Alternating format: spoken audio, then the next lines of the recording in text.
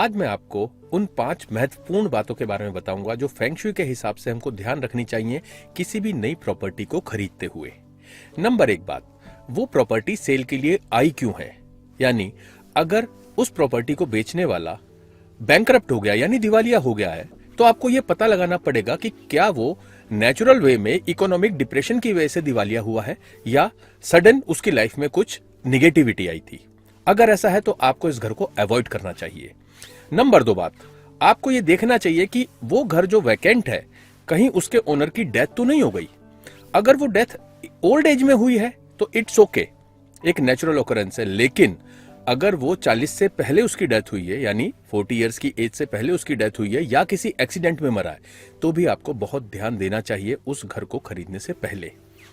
तीसरी इंपॉर्टेंट बात है कि आपको देखना चाहिए उस प्रॉपर्टी में या उस घर में या उस ऑफिस में फायर आउटब्रेक तो नहीं हुआ है, यानी आग तो नहीं लगी है। अगर एक बार आग लगी है तो इट्स ओके, लेकिन अगर एक से ज्यादा बार आग लगने की घटना हुई है तो वो प्लॉट फायर प्रोन हो सकता है। हमें इस तरह के घर या प्रॉपर्टीज को खरीदने से बचना चाहिए। चौथी बात, वो ये कहते हैं कि अंडरग्राउंड लार्ज वाटर पाइप्स अगर किसी घर में पीछे से बाहर की तरफ आ रहे हैं और उसमें भी खास तौर पर मेन गेट से निकलते हैं तो हमें ऐसे घर, अगर हम रेमेडी नहीं कर सकते तो हमको नहीं खरीदने चाहिए।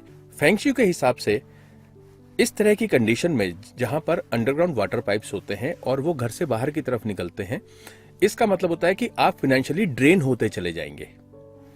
पांचवी बात जो ध्यान रखने की है वो ये है कि अंडरग्राउंड टनल्स के ऊपर बने हुए घर को कभी नहीं लेना चाहिए, क्योंकि उसके अंदर जो वाइब्रेशंस होती हैं वो ये इंश्योर करती हैं कि आप अपने इफर्ट्स में कभी सक्सेस नहीं पा पाएंगे, यानी आपके इफर्ट्स के वेस्ट होने की संभावना बहुत ज्यादा बनी रहती है। तो अगर आप उन टनल्स को भर सकते हैं तो ही आप इस तरह के घरों को खरीदें, अदरवाइज आपको इस तरह के घर या प्रॉपर्टीज को खरीदने से भी बचना चाहिए। नमस्कार। वास्तु विजडम, एक ऐसा शो जो सुलझाएगा आपकी वास्तु संबंधित समस्याएं, सुलझेंगे आपके जीवन से जुड़े कई अनसुलझे सवाल भी। मिलिए मशहूर वास्तुकार और वास्तु विजडम रचयिता गिरीन्द्र भारती जी से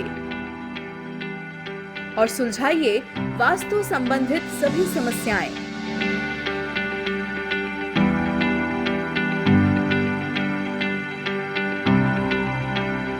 हर शनिवार दोपहर 3:30 बजे और पुनः प्रसारण रविवार सुबह 10:30 बजे सिर्फ A1 टीवी पर।